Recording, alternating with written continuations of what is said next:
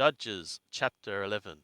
Now Jephthah the Gileadi was a mighty man of valor, and he was the son of a harlot, and Gilead begat Jephthah.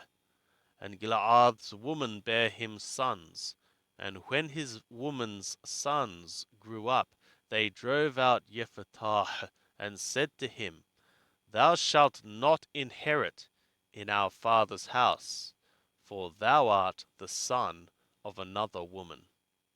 Then Jephthah fled from his brothers, and dwelt in the land of Tob. And there were gathered vain fellows to Jephthah, and they went out with him. And it was after a while that the children of Ammon made war against Israel. And it was so that when the children of Ammon made war against Israel, the elders of Gilead went to fetch Jephthah out of the land of Tob. And they said to Jephthah, Come and be our chief, that we may fight with the children of Ammon. And Jephthah said to the elders of Gilead, Did not ye hate me, and drive me out of my father's house? And why are ye come to me now, when ye are in distress?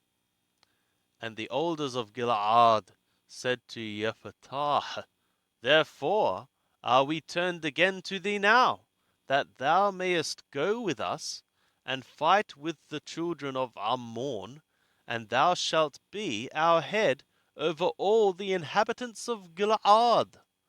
And Jephthah said to the elders of Gilead, If ye bring me home again to fight with the children of Ammon, and Yahweh deliver them before me, shall I be your head? And the elders of Gilead said to Jephthah, Yahweh shall be witness between us. Surely, according to thy word, so will we do. Then Jephthah went with the elders of Gilead, and the people made him head and chief over them. And Jephthah spoke all his words before Yahweh in Mizpah. And Jephthah sent messengers to the king of the children of Ammon, saying, What hast thou to do with me, that thou art come to me to fight against my land? And the king of the children of Ammon answered to the messengers of Jephthah, Because Israel took away my land when he came up out of Mizraim, from the Arnon even to the Yabok, and to the Jordan. Now therefore restore those lands again peaceably. And Jephthah sent messengers again to the king of the children of Ammon, and he said to him, Thus saith Jephthah, Israel took not away the land of Moab, nor the land of the children of Ammon, but when they came up from Mizraim, and Israel went through the wilderness to the Red Sea, and came to Kadesh, then Israel sent messengers to the king of Edom, saying, Let me, I pray thee, pass through thy land. But the king of Edom hearkened not. And in like manner he sent to the king of Moab, but he would not, and Israel abode in Kadesh. Then they went through the wilderness, and went around the land of Edom, and the land of Moab, and came by the east side of the land of Moab, and they encamped on the other side of the Arnon. But they came not within the border of Moab, for the Arnon was the border of Moab. And Yisrael sent messengers to Sihon, king of the Amorim, the king of Heshbon.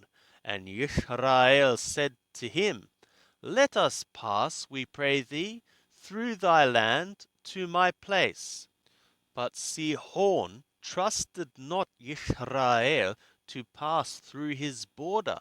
But Sihon gathered all his people together and encamped in Yahath and fought against Yisrael. And Yahweh, the God of Yisrael, delivered Sihon and all his people into the hand of Yisrael, and they smote them. So Yisrael possessed all the land of the Amorim, the inhabitants of that country, and they possessed all the border of the Amorim, from the Arnon even to the Yabbok, and from the wilderness even to the Jordan. So now Yahweh, the God of Yisrael, hath dispossessed the Amorim from before his people Yisrael, and shouldst thou possess them? Wilt thou not possess that which Chemosh thy God giveth thee to possess? So whomsoever Yahweh our God hath dispossessed from before us, them will we possess. And now, art thou anything better than Balak, the son of Zippor, king of Moab? Did he ever strive against Yisrael, or did he ever fight against them? While Yisrael dwelt in Heshbon and its towns, and in Aroer and its towns, and in all the cities that are along by the side of the Arnon, 300 years.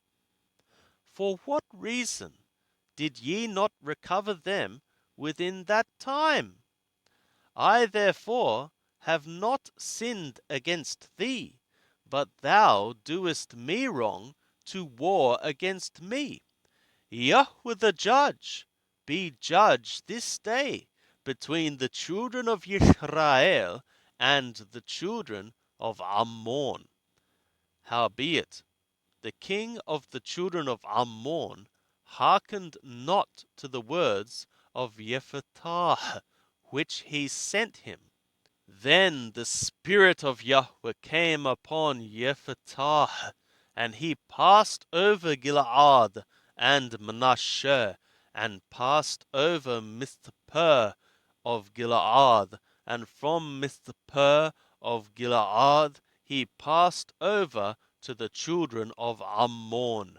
And Jephthah vowed a vow to Yahweh and said, If thou wilt indeed deliver the children of Ammon into my hand, then it shall be, that whatsoever cometh forth from the doors of my house to meet me, when I return in peace from the children of Ammon, it shall be Yahweh's, and I will offer it up for an ascending offering. So Jephthah passed over to the children of Ammon to fight against them, and Yahweh delivered them into his hand, and he smote them from Aroer until thou come to Minnith, even 20 cities, and to Avelkaramim, with a very great slaughter. So the children of Ammon were subdued before the children of Yisrael.